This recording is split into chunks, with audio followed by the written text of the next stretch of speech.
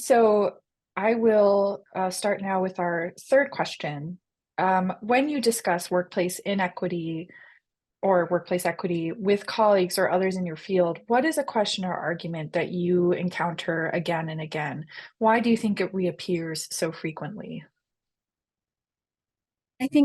As a critical racism scholar, I think that's the one that I come up against the most at what the question or the conversation tends to always come back to. Well, there are many there's other things other than race and racism. So there's this tendency to really try to focus it on something else. I think I continue to see race and racism as a system of oppression that is um, silenced in different ways. It's not kept a central issue. So repeatedly, when we talk about racial oppression, there are attempts to deflect from that. And intersectionality is one way to do it. What that I've seen that done. DEI is another way where I've seen that done. So the argument that it's not just racism, what about intersectionality? There are other factors. There's class, there's education, there's culture, and of course there are. And if we are staying true to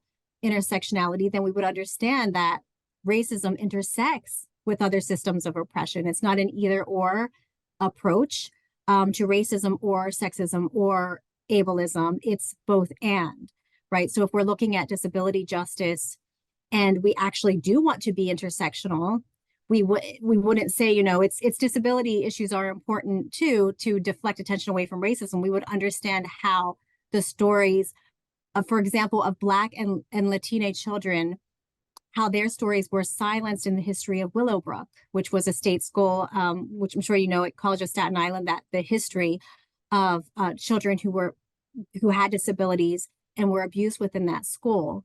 And we weren't really in that history for a long time centering the stories of the Black and Latina parents who formed associations and were integral in exposing the abuse at those schools. So decolonizing disability studies and centering, looking at this from an intersectional lens actually means that we are still keeping the focus on race and racism. But often I see intersectionality, I see DEI and other kinds of rhetorical tools within our discussions to sort of take away attention from racism, because I think it's something that people are still very uncomfortable talking about.